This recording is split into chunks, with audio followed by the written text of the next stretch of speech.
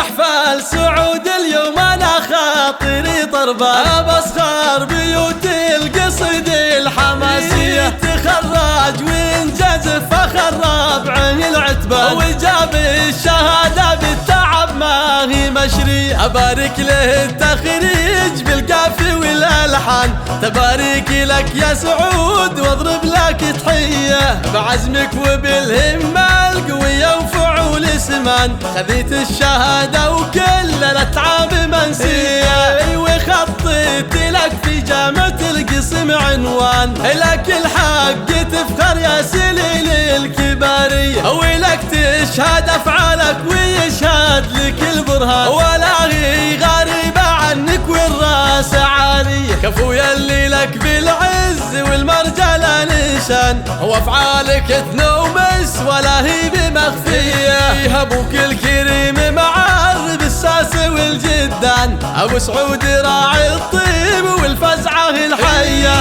رفيع المقام الشهم والنادر كحيلان، تلقى المدايح في سموه ومعاليه، وامك اميرة مترفه من نسل شيخان، ام سعود فيها الطيب خصلة وراثية، سلايلها للوقفات لا ثور الدخان، من عتيبه الهيلة شجاعة وفروسية، قبيلة لها بالعز والمجد عالي الشان، تواريخها تشهد وللناس مروية، وبختامها مبروك بالفل والريحان، عسى فالك التوفيق يا طيب النية، بمحفل سعود اليوم انا خاطري طربان، بسخر بيوت القصيد الحماسية، تخرج وانجز فخر ربع العتبان، وجاب الشهادة بالتعب ما هي مشري. ابارك له التخريج بالقافي والالحان،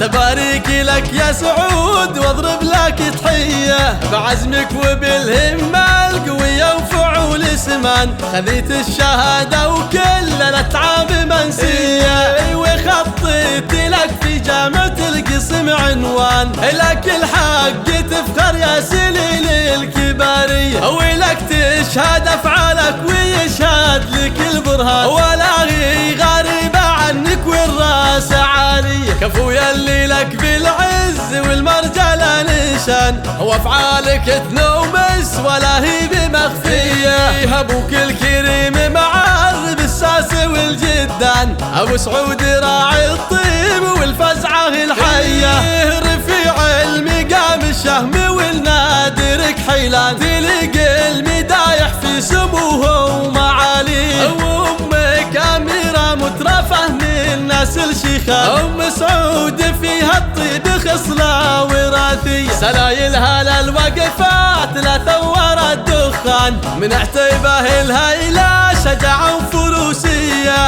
قبيلة لها بالعز والمجد عالي الشان، تواريخها تشهد وللناس مروية، وبختامها مبروك بالفل والريحان، عسى فالك التوفيق يا طيب